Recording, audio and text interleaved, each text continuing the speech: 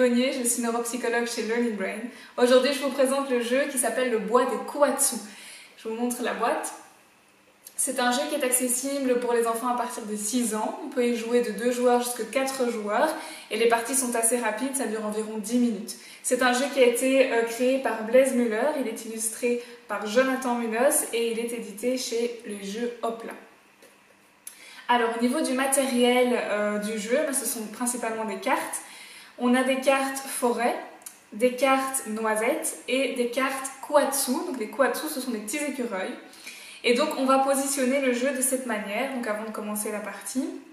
On va placer au milieu du plateau de jeu les cartes forêt. Donc dans les cartes forêt, on retrouve soit des feuilles, comme ceci, soit des champignons, soit des cailloux, des pierres. Et donc à chaque fois, vous allez retrouver également 3 couleurs, donc soit du jaune, soit du bleu, soit du rouge. Et les cartes forêt sont recto verso.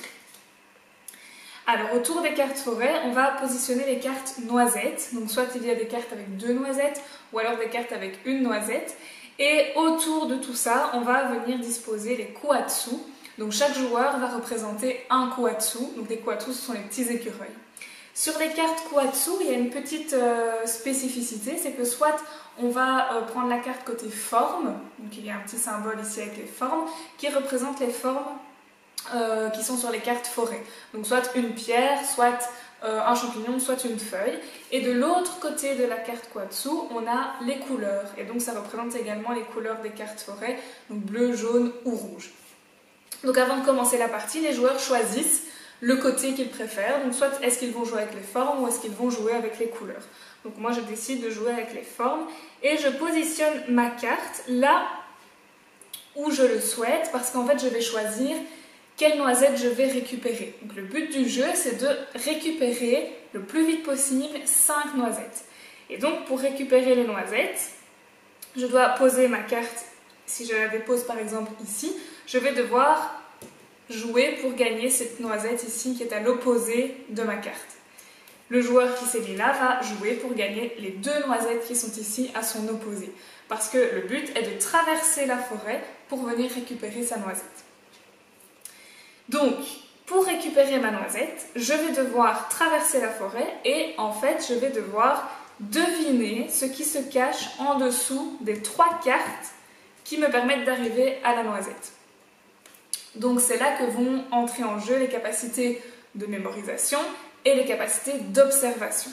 Donc voilà, moi je joue en forme et donc je vais tenter de deviner la première carte. Je pense qu'en dessous de cette carte-là, il y a une feuille. Je retourne, c'est bon, c'est une feuille, c'est gagné. Je la retourne et comme j'ai gagné, je peux passer à la suivante. Alors là, je pense qu'en dessous du champignon bleu, il y aurait une pierre. Raté. C'était un champignon. Ce n'est pas bon, donc je retourne quand même la carte. Et c'est au tour du joueur suivant. Je ne peux pas accéder à ma noisette puisque je me suis trompée. Le joueur suivant va jouer. Lui, il décide de jouer en couleur. Donc il va regarder ici, en dessous. Il va dire, je pense que c'est du bleu. Gagné, c'est du bleu. Je pense que c'est du jaune. Gagné, c'est du jaune. Et la troisième, la dernière, je vais dire aussi du jaune. Hop, gagné, jaune. Ce qui veut dire que j'ai accès à mes noisettes, donc ce joueur-ci gagne ces 2 noisettes. Alors quand on arrive à gagner les noisettes, il y a 2 conséquences à ça. La première conséquence, c'est que je vais pouvoir déplacer ma carte soit vers la gauche, soit vers la droite. Donc soit je vais déplacer ma carte ici, soit je vais déplacer ma carte ici. Bon, ici il y a un joueur de chaque côté, mais ce n'est pas grave, je peux très bien dire je vais déplacer ma carte ici et me dire, j'ai déjà vu qu'il avait joué, il a déjà mémorisé des choses, j'ai déjà pu retenir des choses, donc peut-être que finalement, comme j'ai déjà un petit peu mémorisé, je vais gagner la noisette avant lui. Et donc c'est aussi chouette de faire comme ça. Voilà. Et alors il y a une deuxième conséquence au fait que j'ai gagné, c'est que tous les autres joueurs vont devoir retourner leur carte, ce qui veut dire que ce joueur-ci était en forme, il retourne sa carte, il doit maintenant jouer en couleur. et ainsi de suite. Donc si ce joueur-là était en couleur, il doit retourner sa carte et jouer en forme.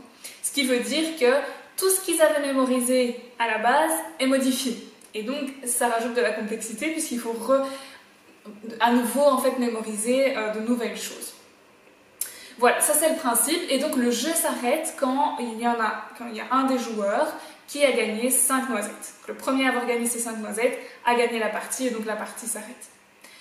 Voilà, donc c'est vraiment un chouette jeu de mémorisation, d'attention visuelle puisqu'il faut bien regarder. Et ce qui est chouette aussi, c'est que si on veut y jouer avec les plus grands, il y a des petits livrets ici, et dans ces petits livrets, il y a des variantes du jeu.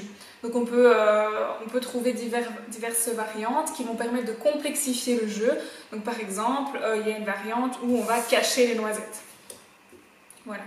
Donc là, on met face cachée, on ne voit pas si on gagne 1 ou 2 noisettes.